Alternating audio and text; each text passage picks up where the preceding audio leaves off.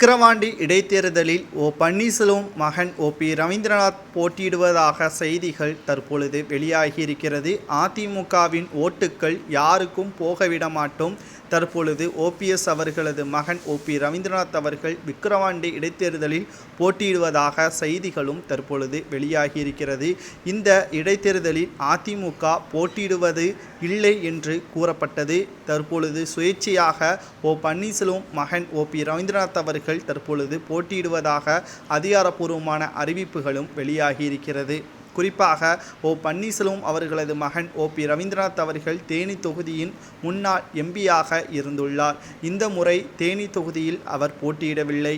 தற்பொழுது இவர் சுயேட்சையாக விக்கிரவாண்டி இடைத்தேர்தலில் போட்டியிடுவதாகவும் இதற்கு மிக முக்கியமான காரணம் அதிமுக இந்த இடைத்தேர்தலில் சந்திக்கவில்லை என்று அதிமுகவின் பொதுச் செயலாளர் எடப்பாடி பழனிசாமி அவர்கள் தெரிவித்திருந்தார்.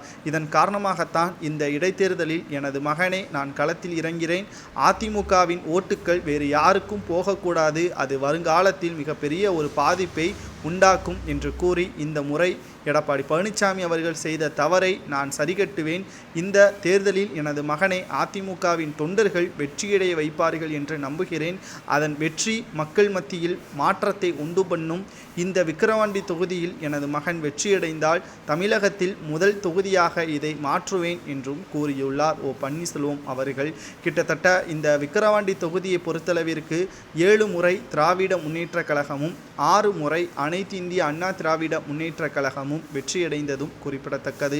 தற்பொழுது விக்கிரவாண்டி இடைத்தேர்தலில் பன்னீர்செல்வம் அவர்களது மகன் போட்டியிடுவதாக வெளியான தகவலால் அதிமுகவினர்கள் எந்த ஒரு பதிலையும் தெரிவிக்கவில்லை. மாறாக அதிமுகவின் தொண்டர்கள் யாருக்கு ஓட்டுக்களை செலுத்த வேண்டும் என்பதையும் தலைமை வெளியிடவில்லை, அவர்களது விருப்பம் என்று கூறியிருப்பதாக செய்திகளும் தற்பொழுது வெளியாகியிருக்கிறது.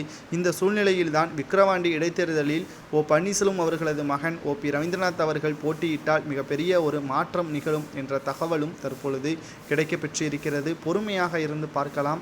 பன்னீர்செல்வம் அவர்களது மகன் ரவீந்திரநாத் அவர்கள் இந்த முறை தன்னுடைய வெற்றியை நிலைநிறுத்துகிறாரா என்பதை, மக்கள் ஆதரவு யாருக்கு கொடுக்கிறார்கள் என்பதை பார்க்கலாம்.